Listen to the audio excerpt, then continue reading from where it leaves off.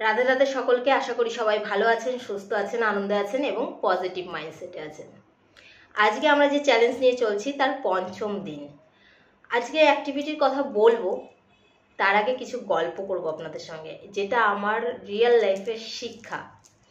তো প্রথমে যে কাহিনীটা আপনাদের বলবো সেটা হলো, আমার এই ঘরটা হওয়ার পরে আমি ভেবেছিলাম কিছু ইনডোর প্ল্যান্ট দিয়ে এই ঘরটাকে সাজাবো। তো আমি অনেকগুলো ইনডোর প্ল্যান্ট কিনি, অনেক টাকা খরচা করি, তাদের খুব পরিচর্যা করি, তাদের বাঁচিয়ে রাখার জন্য রোদ্রে দেওয়া, ঘরে তোলা, অনেক অনেক মাস ধরে করি, কিন্তু লাস্ট পর্যন্ত তাদের একটাকেও আমি বাঁচাতে পারি না। তো একদিন রাগ হলো, তাই বললাম এটা ছেড়ে দেওয়াই ভালো।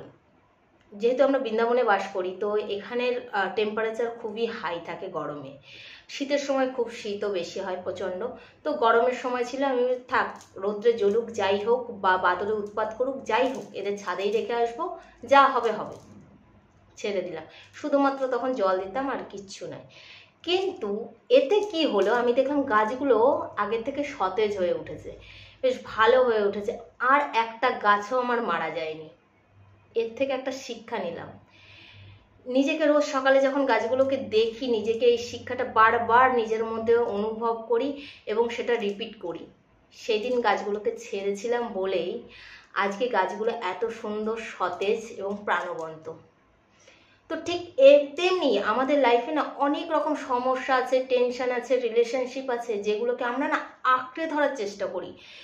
এমন কিছু মানুষ আছে যাদের আমরা সবসময় আঁকড়ে ধরার চেষ্টা করি, ভাবি তাদের কি করলে ভালো হবে, তারা যাতে ভালো থাকে, তাদের জন্য আমরা কি করতে পারি, আপ্রাণ চেষ্টা করি। কোনো কোনো সমস্যা আছে যেগুলোকে নিয়ে আপ্রাণ টেনশন করেই যাচ্ছি, এইটা করলে মনে হয় এই সমস্যাটা ঠিক হয়ে যাবে, অমুক হবে তমুক, অনেক কিছু ভাবি। সব কিছু ছেড়ে দিন, ছেড়ে দিন, যা হবার সেটা তো হবেই। টেনশন নিয়ে বা ধরে রেখে কিচ্ছু লাভ নেই। জীবনে রিলিজ করতে শিখুন। যে সমস্ত মানুষদের আপনার কদর নেই, আপনার পরোয়া নেই, তাদের ধরে রাখার একদম চেষ্টা করবেন না, ছেড়ে দিন স্বাধীনভাবে। যদি তারা আপনার হয়ে থাকে, অবশ্যই আপনার কাছে ফিরবে। যদি কোনো সমস্যার সমাধান হওয়ার থাকে, অবশ্যই হবে। তো লেট গো করতে শিখুন এবং সহজ হতে শিখুন। আর দ্বিতীয় যে শিক্ষাটা, সেটা আমি পেয়েছি আমার মেয়ের কাছ থেকে।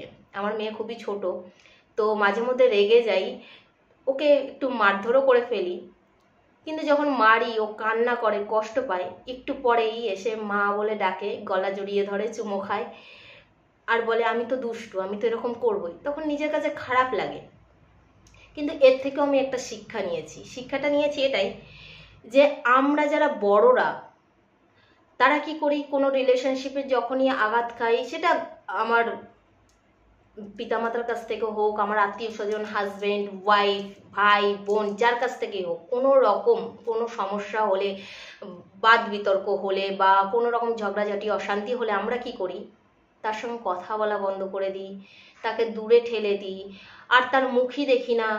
দিনের পর দিন, মাসের পর মাস, বছরের পর বছর তাদের সঙ্গে আর কোনো সংযোগ রাখি না। কিন্তু আমরা চাইলেই সেই সম্পর্কটাকে নিজের ইচ্ছায় ভালো করতে পারি, চাইলেই সেটাকে আরো সুন্দর করে তুলতে পারি।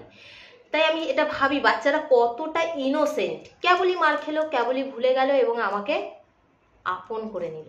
কিন্তু এই আপন করার ক্ষমতাটা আমরা বড়রা আমাদের মধ্যে রাখি না। তো এই দুটো শিক্ষা আমি আমার বাস্তব লাইফ থেকে আমি পেয়েছি।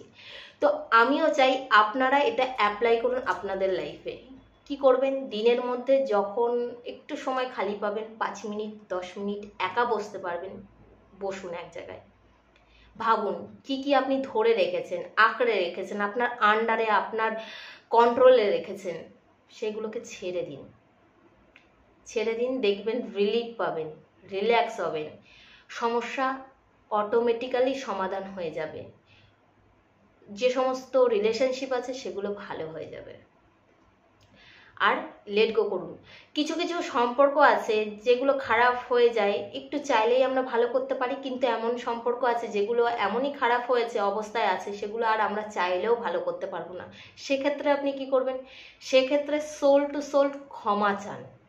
ক্ষমা চাইলে কেউ কখনো ছোট হয় না, কিন্তু আমি বলছি না তাদের সামনে গিয়ে আপনি হাত জোড় করে তাদের ক্ষমা চান, কিন্তু সোল টু সোল ইমাজিন করুন যে আপনি আছেন, সেই ব্যক্তিটি আছে, তার কাছে নিজের মন থেকে বলছেন আমাকে ক্ষমা করো, হয়তো এই সমস্যাটার জন্য আমিই দায়ী, আমি যদি সেদিন এই কথাটা না বলতাম বা এরকম বিহেভিয়ার না করতাম, রিলেশনশিপটা হয়তো এতটা খারাপ হতো না, প্লিজ আমাকে মাফ করো।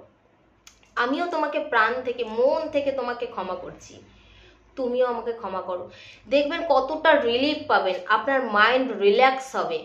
আপনি এতদিন ধরে এত বছর ধরে যে সমস্যাটাকে আঁকড়ে বসে আছেন, সেই সমস্যাটা কোনো সমস্যাই নয় মনে হবে। ক্ষমা মানুষকে বড় করে, কখনোই ছোট করে না। তো রোজ দিন বসুন, এইভাবে ক্ষমা প্রার্থনা করুন, দেখবেন লাইফটা আরো ভালো হবে। আর আপনার আশেপাশে যে ছোট ছোট শিক্ষা আপনার আশেপাশে দেখতে পাবেন, সেই বিষয়গুলো থেকে শিক্ষা নেওয়ার চেষ্টা করুন, দেখবেন লাইফ অনেক সহজ, অনেক সরল। তো আমি চাই এটাও আপনি একটা ডেইলি অ্যাক্টিভিটির মধ্যে আপনার নিয়ে আসুন।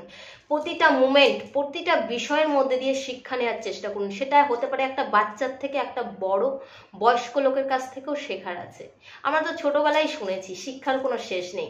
তো সেই প্রাকৃতিক শিক্ষাগুলো আমাদের লাইফে অ্যাড অন করুন, দেখবেন প্রতিটা মুমেন্টকে আপনি এনজয় করছেন, ভালো লাগছে, আরও ভালোভাবে বাঁচছেন। তো সবাই ভালো থাকবেন, সুস্থ থাকবেন, আনন্দে থাকবেন, আর অবশ্যই আমার পাশে থাকবেন। রাধে রাধে।